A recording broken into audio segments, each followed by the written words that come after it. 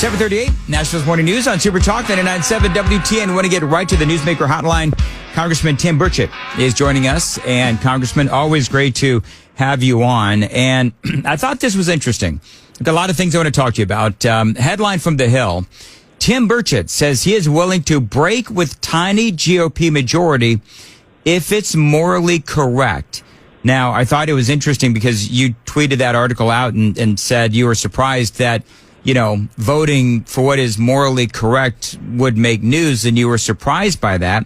But part of what you're asking your, fellow congressmen to do is just try to think about spending. And is the government overspending? I'm assuming that's one of many things that you were referring to.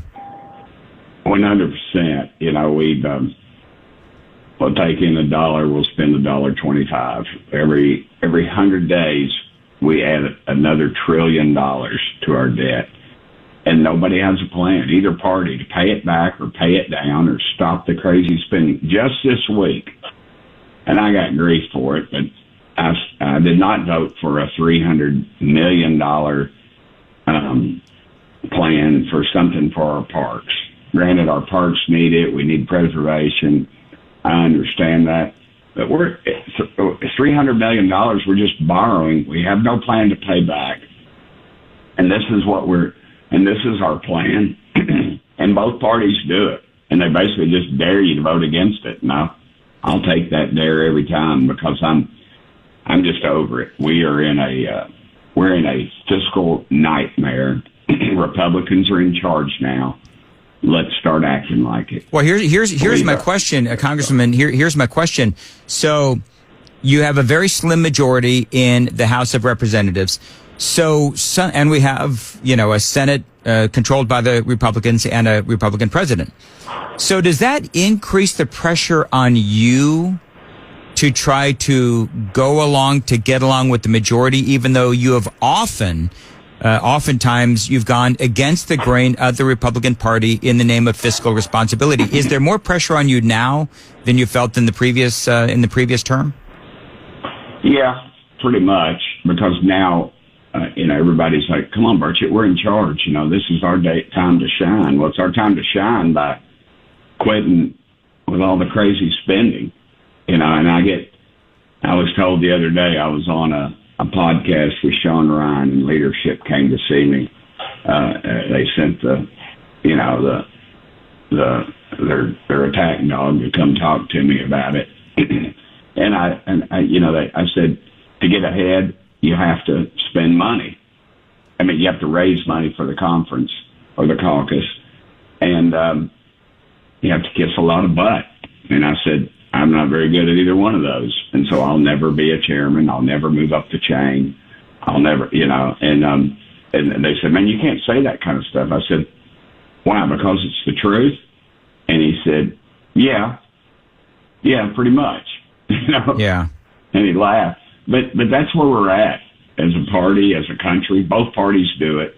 I just think it's time to change that. You got this Doge thing, and everybody's like, oh, when Doge gets here, well, look, we're already in the majority. Let's act like it. When Doge gets here, Vivek and Elon don't even have a dadgum vote. That's just ludicrous. Well, Congressman, you were in the room when Elon and Ramaswamy, I guess, came to Capitol Hill. So right. we know what their goal is and what your goal is, and every American's goal should be a more efficient government. So you're right. They don't have a vote, and they're acting, I would say, more of like an advisor. That this is going to be, Doge is going to be like an advisory kind of a thing for the government. How successful do you think they're really going to be, especially considering that, President Biden has been, working out deals sort of preemptively to hamstring incoming President Trump, when it comes to, by the way, forcing federal workers to come back to work in the office? Well, first of all, you're right. They are just advisory, and a reporter said, doesn't that insult your intelligence that they've got this non-elected? I said, well, that's what the voters are supposed to do. That's what America is supposed to do. They're supposed to tell us, advise us what they see, what they need done, and that's our job. And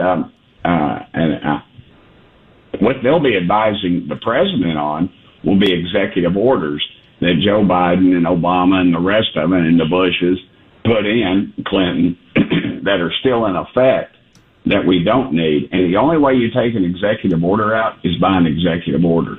So you've got a president that is willing to do that in Donald Trump, and I assure you he will do that. But then Congress has to, and my point yesterday, I tweeted on my X account that I said that, the problem's going to be in that room, the congressman in that room having the guts to do what they're supposed to do, and it got over 1 million views. Were they? Well, let me ask you, if I may, Congressman, were they all Republicans in the room, or were? No, they're all Republicans. We're in the majority, and we've got the ability to do that. And my point was, here just this past week, we spent $300 million that we borrowed for so-called preservation, and we're not doing what the people sent us here to do, and the problem's going to be in the Republican conference, because we will have. I mean, you're seeing it right now. The U.S. Senate and Joe Biden, they put men in dresses in leadership positions. One was over nuclear secrets, and he ends up getting busted in an airport stealing women's clothes more than once. Yes. And he was still allowed to stay in his job for quite some time. I mean, this guy's mentally deficient. He's got a mental issue, and Republicans voted for these cats to stay in their position, and yet they're giving all of Trump's picks grief, and running them through the ringer. This just isn't right, and we need to pay attention. And I see people on Twitter saying, "Oh, we're going to primary them." Well, guess what? You knew this about them before, and you didn't do anything. Talk is cheap.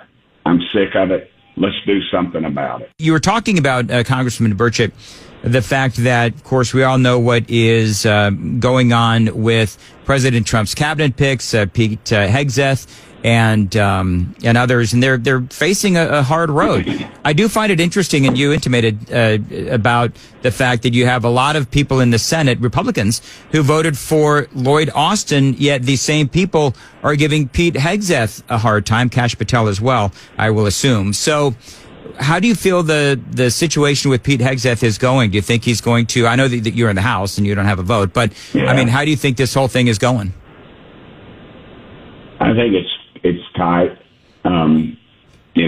While Pete's getting hammered, the others are slipping through, and so I agree with you. You got that clown that they put in charge of it prior to it, and he, walking around in front of our military during COVID, like in a rubber hazmat suit or something. I mean, just an embarrassment to our country. Couldn't answer questions in committee.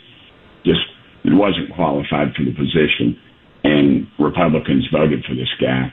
And here we are with a legitimate guy who's served his country, who was awarded combat medals, I think a Bronze Star, and we're allowing the media to beat him up, with unsubstantiated claims. It's just like in the Supreme Court, and we just sit there and take it. And the Republicans are leading the charge against him. So I think it's going to be very close. I think it's going to have a lot to do with the public's input, and I hope they have a long memory, because some of these people are going to be up for re-election. Yeah, up for re-election. I'm sorry, I was just reading a note from my wife. My dog came home. I was worried that he was missing. Roscoe. He's around her, but I love him. He's loyal. Doesn't have a tooth in his head. Got mauled by bears. Been hit by 2 cars. But dadgum, he's a survivor. Roscoe Houdini Burchett. Anyway, I just I feel like, again, as Republicans and conservatives, we have a very short memory, and the liberals don't. We get a president. Now we got Congress by 1 or 2 votes, and we got the Senate, and we think, oh, we're done. And then we forget about the local races. I can't tell you enough how important those local city councils, state reps, state senate, governors, all those things, your county court clerks, all those people are just so important. and we forget about it. And we also forget about Congress and Senate. We think, oh, we got these Republicans in here. Right. Well, a lot of them aren't very conservative Republicans. They're just Republicans because they couldn't get elected as a Democrat, and vice versa. You got Democrats who are, some of them who possibly are Republicans but couldn't get elected, in their district. And I think we need to start holding these people accountable, dude. We got to start checking voting records and not just what they tell us at the Lincoln Day or Reagan Day or the MAGA Day dinners, and check their dadgum voting record. So you'd mentioned local races. You'd mentioned, governor's races and so forth. Is there anything you'd like to announce today, Congressman Burchett? No, but my wife found my dog. There you go. Your name. No, I'm really glad your wife, the dog, came in. Your name has been rumored as someone who might be interested in running for governor here in the state of Tennessee. Yeah. You have any thoughts on that? Yeah, it'd be an honor. I'm currently the congressman for the 2nd Congressional District, and that's where I am currently. And if the Lord leads me to run for governor, I'll take it on then. But until he does, I'm going to stay right where I am, and hopefully the people will reelect me. Keep fighting the good fight, Congressman Tim Burchett. Thank you very much. Appreciate it. And if I don't talk to you before then, have a very Merry Christmas. And I hope you have a very politically incorrect Merry Christmas, brother.